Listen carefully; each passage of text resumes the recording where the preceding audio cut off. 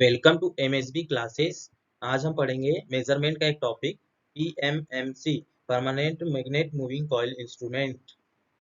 तो PMMC instrument ऐसा instrument जिसमें एक स्टेशनरी मैग्नेटिक फील्ड होती है, जिसको बनाने के लिए हम परमानेंट मैग्नेट का यूज करते हैं। और इसमें कॉइल जो होती है वो फ्रीली होती है मूव होने के लिए, जो डिफ्लेक्ट होती है, तो इसको बोलते हैं permanent magnet moving coil instrument. तो ये कैसे वर्क करता है, इसको समझने के लिए हम समझते हैं कि जब भी किसी स्टेशनरी मैग्नेटिक फील्ड में किसी कंडक्टर को रखा जाता है, उसमें आई करंट को फ्लो किया जाता है, तो उस कंडक्टर पर एक फोर्स लगता है, एफ एक फोर्स लगेगा। तो इस फोर्स की डायरेक्शन को हम फ्लेमिंग के लेफ्ट हैंड रूल से निकाल सकते हैं। ये सेम डीसी मोटर में भी यूज होता है, डीसी मोटर का प्रिंसिपल भी सेम होता है। तो इसी तरह से जो हमारा पीएमएमसी इंस्ट्रूमेंट होता है वो भी वर्क करता है, उस पर भी इसी तरह से डिफ्लेक्टिंग टॉर्क लगता है। ठीक है, पीएमएमसी इंस्ट्रूमेंट का ये डायग्राम है, जिसमें यहाँ तक एक डायग्राम है ऊपर और नीचे एक शॉर्ट में डायग्राम बना हुआ है। इसके जो मेन सिस्टम होते हैं उसमें फर्स्ट है मूविंग कॉइल।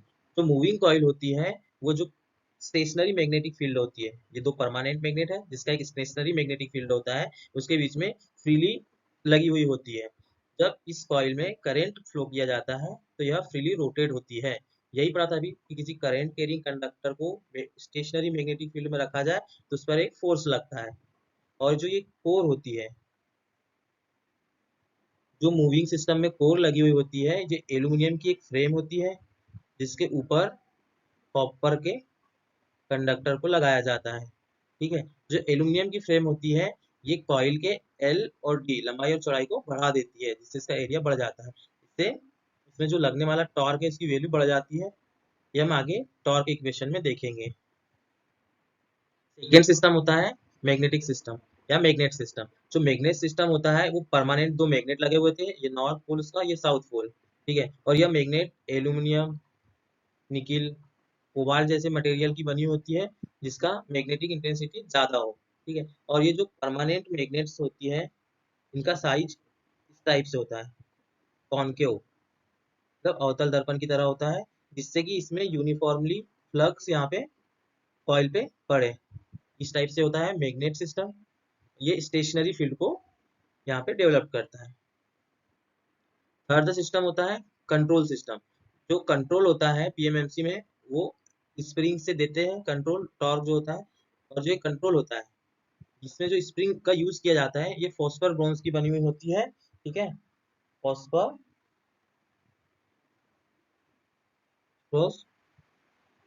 ब्रॉन्ज की बनी हुई होती है, और ये लगी होती है यहाँ पे, से लगी हुई स्प्रिंग बेयरिंग के पास लगी हुई होती है। और इसी स्प्रिंग से हम जो कॉइल है उस कॉइल में इनपुट मतलब इनकमिंग करंट और आउटगोइंग करंट इसी स्प्रिंग से लेते हैं। और यह स्प्रिंग कंट्रोलिंग टॉर्क प्रोवाइड करती है इंस्ट्रूमेंट को। और जो डैम्पिंग होता है, जो डैम्पिंग टॉर्क, तो डैम्पिंग का यूज क्यों होता है? जब भी कोई भी मेजरिंग इंस्ट्रूमेंट होता है तो उसका पॉइंटर जो होता है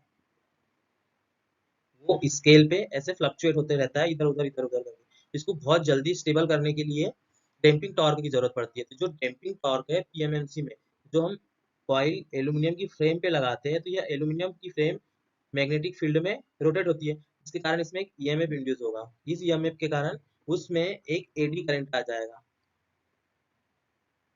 और इसके रोटेशन का अपोज करेगा ये, और इसमें एक ब्रेकिंग टॉर्क आएगा और ये जल्दी से जल्दी इसे कॉइल को स्टेबल करेगा। इसे बोलते हैं डैम्पिंग टॉर्क। तो पीएमएमसी में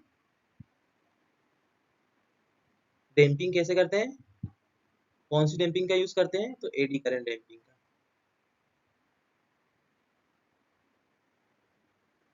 ठीक है, और जो लास्ट सिस्टम होता है वो होता है पॉइंटर एंड स्केल। तो पॉइंटर जो होता है, जो पॉइंटर ये पॉइंटर है, ये मूविंग कॉइल से कनेक्टेड होता है। तो जैसे ही मूविंग कॉइल में कोई भी करंट आएगा तो यह डिफ्लेक्ट होगी, उसके साथ में पॉइंटर डिफ्लेक्ट होगा, और जो स्केल होगी उस पर पॉइंटर कुछ वैल्यू शो करेगा। तो ये होता है पॉइंटर एंड स्केल। एक बार पूरा देख लेते हैं। पीएमएमसी में दो परमानेंट मैग्नेट होते हैं, ये स्टेशनरी मैग्नेटिक फील्ड को प्रोड्यूस करते हैं। और इसमें एक कॉइल लगी हुई होती है जो कि एल्यूमिनियम की फ्रेम के ऊपर वाउंड होती है। और इसमें जो फॉस्फोरस ब्रॉन्ज की स्प्रिंग होती है इससे अपन कॉइल में कनेक्शन को कंप्लीट करते हैं। और जब भी इसमें हम किसी करंट को मेजर करना हो, करंट या वोल्टेज कोई भी क्वांटिटी मेजर करनी हो, तो उसे इस कॉइल के तारों पे लगाया जाता है। ठीक है, तो जिसके कारण कि इस कॉइल में करंट फ्लो होगा और ये स्टेशनरी मैग्नेटिक फील्ड में रखी हुई होती है। तो जब भी किसी स्टेशनरी मैग्नेटिक फील्ड में करंट कैरिंग कंडक्टर को रखेंगे तो उस पर एक फोर्स लगेगा और इसी टाइप से इसकी कॉइल जो होती है, मूविंग पार्ट होता है, वो डिफ्लेक्ट होता है। जब ये डिफ्लेक्ट होता है तो ये पॉइंटर से जुड़ा हुआ होता है और पॉइंटर से जुड़ा होने के कारण पॉइंटर मूव करता है और स्केल पे हम इसका मेजरमेंट ले लेते हैं। यही वर्क होता है पीएमएमसी का। पीएमएमसी इंस्ट्रूमेंट में टॉर्क निकालने के लिए सबसे पहले हम यहाँ एक मैग्नेट लेते हैं जो कि परमानेंट मैग्नेट होगा, एन और एस। इसका एक मैग्नेटिक फील्ड होगा ये डायरेक्शन में। तो जब किसी भी स्टेशनरी मैग्नेटिक फील्ड में कंडक्टर को रखते हैं, उसमें करंट फ्लो कराते हैं आई, इसकी लेंथ मान लो एल।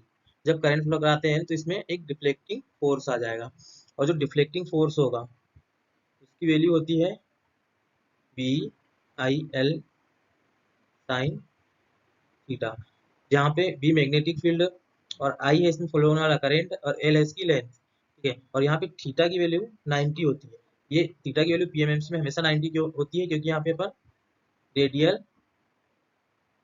मैग्नेटिक फील्ड होता है। कि क्या होता है अपन आगे देखेंगे। तो जब साइन थीटा की वैल्यू 90 रखते हैं, जो डिफ्लेक्टिंग फोर्स आता है वो आ जाता है बी आई एल। लेकिन ये तो सिंगल कंडक्टर के लिए था, जब अपन बहुत सारे कंडक्टर के लिए देखेंगे पूरी कॉइल के लिए, जिसमें एन जो होता है यहाँ पे नंबर ऑफ टर्न हो जाते हैं। ठीक है, number of turn, N number of turn के लिए जब डिफ्लेक्टिंग टॉर्क निकालेंगे तो ये हो जाता है एन बी आई एल। ये टॉर्क नहीं, ये डिफ्लेक्टिंग फोर्स होता है।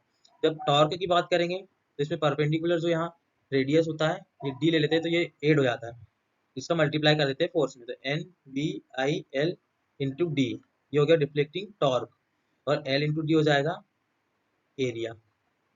तो T D deflecting torque N B I into A, ये हो जाता है पीएमएमसी का डिफ्लेक्टिंग टॉर्क, जहाँ पे एन हो जाता है number of turn,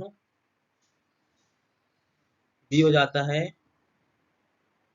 magnetic field weber per metre square, और आई हो जाता है करंट इन एम्पियर, ए हो जाता है क्रॉस सेक्शनल एरिया। ठीक है, और इसके बाद बस जब हम देखेंगे कंट्रोलिंग टॉर्क, जो कि हम स्प्रिंग से दे रहे थे, तो कंट्रोलिंग टॉर्क टीसी होता है, इसकी वैल्यू होती है के थीटा, जहाँ पे के होता है स्प्रिंग कांस्टेंट, ये डिफ्लेक्टिंग एंगल होता है। ये हो गया कंट्रोलिंग टॉर्क। जब controlling torque F C equal to F D होगा, डिफ्लेक्टिंग टॉर्क होता है जब ये दोनों इक्वल होते हैं, उस पे पॉइंटर की पोजीशन फिक्स होती है, क्योंकि दोनों की वैल्यू इक्वल हो जाएगी तो पॉइंटर रुक जाएगा और रीडिंग शो करेगा। तो जब यहाँ पे दोनों की वैल्यू को अपन पुट करते हैं, ये हो जाएगा k theta equal to N B I A. यहाँ पे जो के है ये भी कांस्टेंट है, नंबर ऑफ टर्न भी कांस्टेंट है, जो मैग्नेटिक फील्ड वो भी कांस्टेंट है, और जो एरिया है क्रॉस सेक्शनल एरिया वो भी कांस्टेंट है। तो जो थीटा होता है, जो डिफ्लेक्शन होता है, वो आई के प्रोपोर्शनल होता है, बाकी चीजें सारी कांस्टेंट है। तो डिफ्लेक्शन डायरेक्टली आई के प्रोपोर्शनल होता है। तो यहाँ से हमें समझ में आता है कि जो पीएमएमसी इंस्ट्रूमेंट होता है उसकी स्केल जो होती है वो लीनियर होगी। ठीक है, क्योंकि ये आई एक लीनियर क्वांटिटी आ गया। जो पिछली स्लाइड थी शायद इसमें मैंने टॉर्क को फोर्स लिख दिया है, तो आप चेंज कर लेना, T C equal to T D. ठीक है, और जो इसके कुछ इंपॉर्टेंट पॉइंट है पीएमएमसी इंस्ट्रूमेंट को वो देख लेते हैं। इसकी जो स्केल होती है वो यूनिफॉर्म होती है। यूनिफॉर्म स्केल क्यों होती है, क्योंकि इसमें जो डिफ्लेक्टिंग एंगल है वो डायरेक्टली आई के प्रोपोर्शनल होता है, और एक लीनियर इक्वेशन आ गई, इसके कारण जो यूनिफॉर्म स्केल होगी पीएमएमसी इंस्ट्रूमेंट की। दूसरा पॉइंट क्या है, high torque to weight ratio, मतलब जो टॉर्क और वेट का रेशो होता है, यहाँ पे टॉर्क होता है वो डिफ्लेक्टिंग टॉर्क होता है, और जो वेट होता है वो मूविंग पार्ट का वेट होता है, जो कॉइल होती है उसका वेट होता है। तो जिस भी इंस्ट्रूमेंट का torque to weight ratio high होता है उसकी सेंसिटिविटी बहुत अच्छी होती है, सेंसिटिविटी बहुत अच्छी होती है, मतलब आई की थोड़ी सी वैल्यू के लिए भी वो डिफ्लेक्ट करता है। तो ये अच्छा सेंसिटिविटी वाला इंस्ट्रूमेंट है। अगला, इसमें लो फ्रिक्शनल एरर होती है, और ये सिर्फ डीसी पे वर्क करता है। डीसी पे वर्क इसलिए करता है कि इसको एक स्टेशनरी फील्ड के अंदर कॉइल को रखा जाता है, इसमें करंट फ्लो होता है तो डिफ्लेक्शन देता है। लेकिन यदि इसकी जगह यहाँ पे अल्टरनेटिंग क्वांटिटी को रखा जाए तो जो कॉइल होंगी उसका फ्लक्स क्या हो जाएगा, उसका फ्लक्स हो जाएगा अल्टरनेटिंग, मतलब वो चेंजिंग हो जाएगा। उसके कारण इसमें जो फोर्स लगेगा वो एक डायरेक्शन में लग के दोनों डायरेक्शन में होगा, इसके कारण ये डिफ्लेक्ट नहीं करेगी और ये एसी वैल्यू को मेजर नहीं कर पाएगा। तो जो पीएमएमसी इंस्ट्रूमेंट होता है वो सिर्फ डीसी पर ही वर्क करता है। इसके बाद क्या है, इट मेजर्ड एवरेज वैल्यू। जब डीसी को मेजर करता है तो डीसी में सिर्फ एवरेज वैल्यू का मेजरमेंट करता है। Eddy current damping is used.